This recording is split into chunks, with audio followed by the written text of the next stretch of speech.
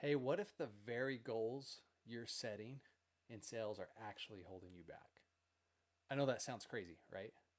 But the truth is, traditional sales goals often focus on the wrong things, and there's a better way to think about your goals that will actually help you achieve more. And honestly, I think number four is actually going to be my favorite. So, we're going to talk about 5 different ways to change the way you look at goals. Like I said, stick around for number four. So, honestly, the problem first off I see with traditional sales goals is we are too focused on the outcome and not enough about everything else. Now, why would that be a problem? Well, often I've heard that sales is a roller coaster.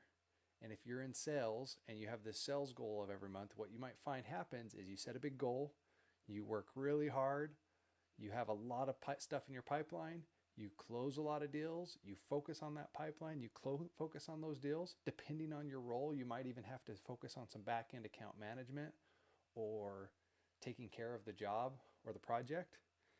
You spend your time focusing on that, your prospecting goes down, and the next month, you're actually behind. You have a bad month, and you have this up and down roller coaster where it's 1 month big, 1 month down, 1 month big, 1 month down. Happens quite a bit with our sales goals.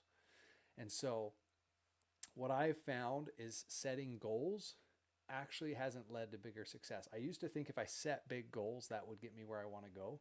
And I found that's actually not it. Sometimes setting those big goals help me stumble along the way and create some success. And so I want to talk about 5 things specifically you can focus on over the goal itself to really help you improve in your sales processes each month. And so the first would be focusing on self-development through the process. So instead of focusing on the outcome, focus on who you want to be along the way. One of my favorite people who talk about this is Hal Elrod. He wrote a book called The Miracle Equation and talks about how the purpose of setting the goal isn't merely about achieving the goal, it's about who you become along the way. And I would argue 1 point further, instead of it being about who you become at the end of the goal, become that person today. Act as if you're the person who would be if you're in let's say you're in solar, for example, and your goal is to sell 10 deals in a month. Normal in the industry might be to see it sell 2 to 4 jobs a month, and you want to sell double digits. Then, okay, who would I have to be? Who would I have to become to get there? Okay, so number 2 is consistency and success.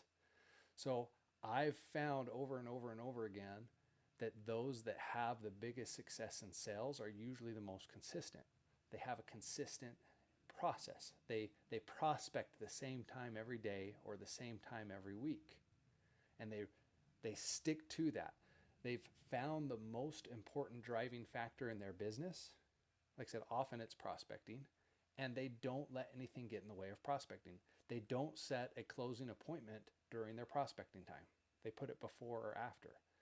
They don't let other things come in and replace that time. And if they are going to lose time, prospecting time, they make sure they block it out and schedule it at other times throughout the week. I love in the book Fanatical Prospecting, Jeb Blount, he discusses how salespeople prospect daily on a regular schedule tend to be more successful over time. So find regular time to prospect and you'll see a lot of success. The other thing, number 3 is behavior and culture. One of my other favorite books is The Score Takes Care of Itself by Bill Walsh.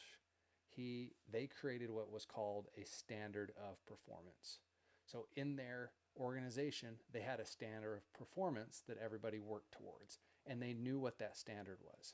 That standard was about winning. It impacted everything they did. So everything in their culture was about living to a standard. Too often, we're focused on the goal, and we're not focused on the standard. Who do we have to be? What are the systems we have to have in place? What are the daily processes we need to be aware of? And I love the idea of creating a culture that focuses on a standard, that there's a standard that everyone's focused on and achieving and working towards together. And culture can be a big part of your success. Having a routine, though, can create mental clarity. Tim Grover talks about in the book Winning that having a routine can actually give you freedom and clarity. And the reason for that is you can't plan everything. look, if you set a goal that you're going to hit a certain amount of jobs sold every month, it can lead to disappointment when you don't reach the goal, right? And what I found is if I say, hey, this is the routine I'm going to be at, this is the standard I'm going to be at, I can have confidence knowing, hey, I did everything I was supposed to do this month. I hit my targets, I hit my goals. And if you're not happy with your performance, go back and see if you have a consistent routine. Do you have a consistent routine? When you do have a consistent routine, it handles the unpredictability of sales. It helps you have a full pipeline when things go wrong, right? And so if you're too focused on the outcome and not enough on the routine, you're going to see problems with your goals. One of the last things I found is just that daily actions, number 5, daily actions lead to bigger outcomes. And so if you can break down, if you set a goal, focus on what would have to be done on a daily basis, work backwards.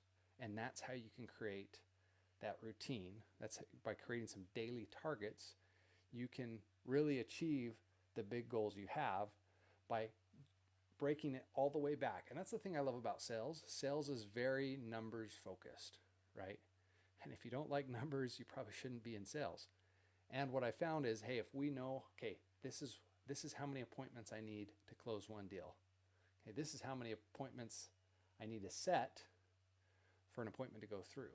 This is how many prospects I need to call to set an appointment. You can break your goals down to where you know, hey, if I just hit these daily metrics every day and I'm consistent on my prospecting, I'm consistent on my appointment setting, I'm consistent on my follow-up process, you don't have to worry about the outcome. You don't have to worry about the results.